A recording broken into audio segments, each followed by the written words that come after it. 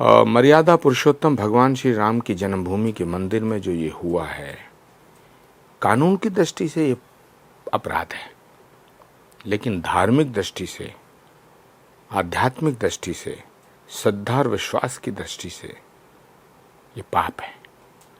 और अफसोस की बात यह है कि ये पाप वहाँ हुआ है जहाँ भगवान श्री राम की जन्मभूमि का मंदिर है, और उन लोगों के द्वारा किया गया है जो भीतर थे।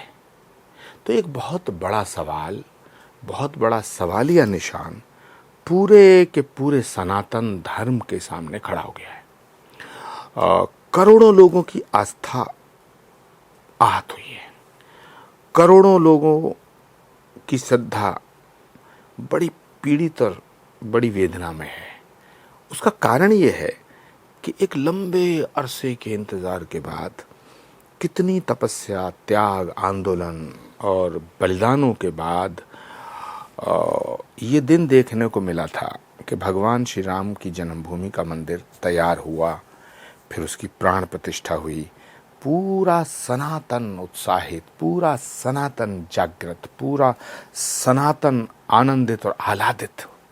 और उसके 2 साल के भीतर ही ये इतना बड़ा घोटाला होना, इतना बड़ा गमन होना कि जो पैसा, जो धन अपनी नेक कमाई से एक एक व्यक्ति ने दिया है, एक एक हमारी बहन ने दिया है, बहन बेटियों ने दिया है, माताओं ने दिया है और तमाम श्रद्धालुओं ने दिया है, उसकी बंदरबाट, उसकी लूट।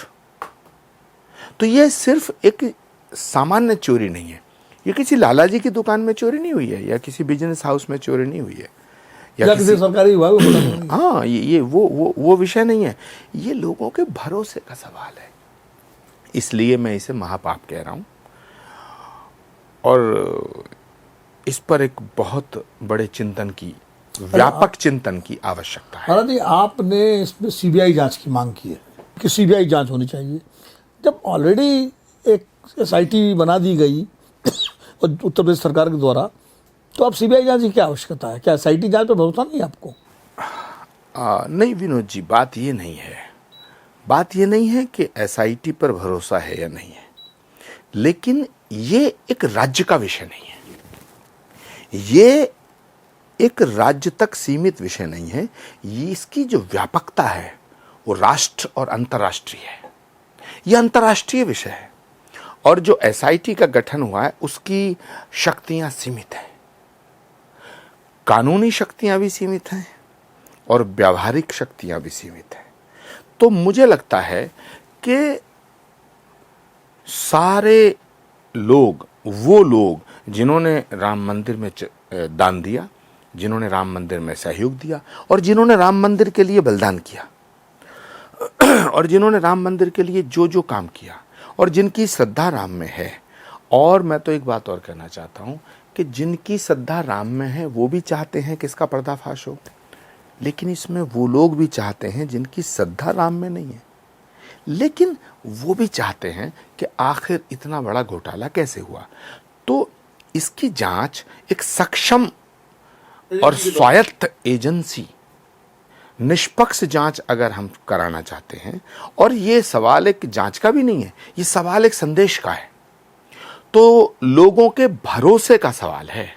तो लोगों में ये बात है कि साहब, एसआईटी का जो गठन हुआ है ये निष्पक्ष जांच नहीं कर सकती है। अरे बड़ी बात कह रहे हैं आप। एसआईटी का जो गठन हुआ है इसकी शक्तियां सीमित हैं, और इसकी जांच करने के लिए बहुत ताकतवर एजेंसी चाहिए, सीबीआई जैसी एजेंसी चाहिए जो स्वायत्त हो, जो शक्तिशाली हो। अगर आप ये वीडियो YouTube पर देख रहे हैं तो हमारे चैनल को सब्सक्राइब कर बेल आइकन दबाएं, और Facebook पर देख रहे हैं तो हमारे पेज को लाइक करें।